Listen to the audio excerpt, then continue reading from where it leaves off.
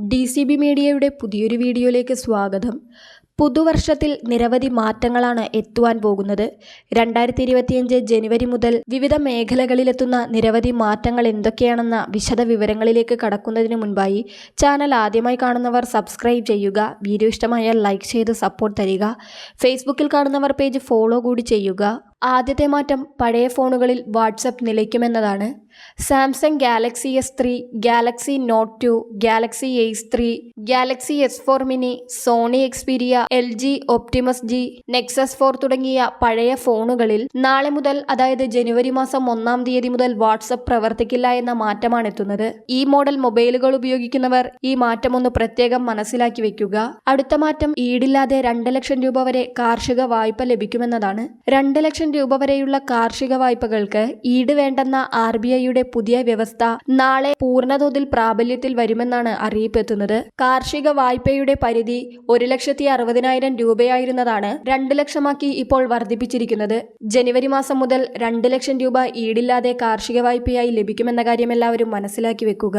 അടുത്ത പ്രധാനപ്പെട്ട മാറ്റം സ്മാർട്ട് ഫോണുകൾ ഇല്ലാത്തവർക്ക് ഇന്റർനെറ്റ് ഇല്ലാത്ത സാധാരണ ഫോൺ ഉപയോഗിച്ചും പണമിടപാട് നടത്താനുള്ള UPI 123 പേ സംവിധാനത്തിൽ ഒരു ഇടപാടിൽ അയക്കാവുന്ന തുക 5,000 രൂപയായിരുന്നത് 10,000 രൂപയാക്കി വർദ്ധിപ്പിച്ചു എന്നതാണ്. നാളെ മുതൽ ഈ പുതിയ മാറ്റം പ്രാബല്യത്തിൽ വരും. UPI 123 പേ ഉപയോഗിക്കുന്നവർക്കെല്ലാം ഈ മാറ്റം ഒരു ആശ്വാസകരമാണ്. അടുത്ത പ്രധാനപ്പെട്ട മാറ്റം പെൻഷൻ സംബന്ധിച്ചതാണ്. എംപ്ലോയ്മെന്റ് പ്രൊവിഡന്റ് ഫണ്ട് അഥവാ EPF പെൻഷൻകാർക്ക് രാജ്യത്ത് എവിടെ നിന്ന് വേണമെങ്കിലും പെൻഷൻ സ്വീകരിക്കാൻ കഴിയുന്ന കേന്ദ്രീകൃത പെൻഷൻ പേയ്മെന്റ് സിസ്റ്റം നാളെ മുതൽ നടപ്പാകും. താമസ സ്ഥലം മാറുമ്പോൾ അവിടുത്തെ PF ഓഫീസിലെത്തി പെൻഷൻ പേയ്മെന്റ് ഓർഡർ നൽകേണ്ട. പെൻഷൻ അക്കൗണ്ട് പുതിയ ബാങ്കിലേക്കോ ബാങ്ക് ശാഖയിലേക്കോ മാറ്റുകയും വേണ്ട എന്നതും മനസ്സിലാക്കുക. ആദ്യ പെൻഷൻ വാങ്ങുമ്പോൾ ബാങ്കിൽ നേരിട്ടെത്തി സാക്ഷ്യപ്പെടുത്തണമെന്ന വ്യവസ്ഥയും ഒഴിവാകുന്നതാണ്.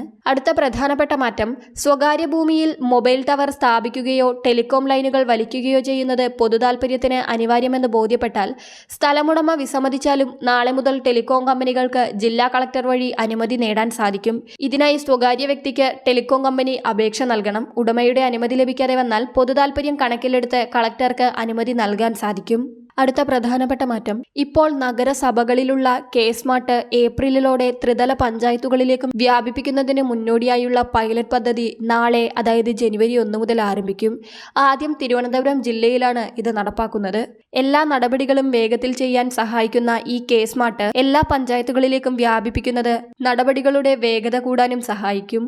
അടുത്ത മാറ്റം സതേൺ റെയിൽവേയുടെ കീഴിലുള്ള ട്രെയിനുകളുടെ പഴയ നമ്പറുകൾ നാളെ മുതൽ തിരികെ വരുമെന്നതാണ്. കോവിഡ് കാലത്താണ് താൽക്കാലികമായി ട്രെയിൻ നമ്പറുകളിൽ റെയിൽവേ മാറ്റം വരുത്തിയത്. പുതുവർഷത്തിൽ ട്രെയിനുകളുടെ പഴയ നമ്പർ തിരികെ വരികയാണ്.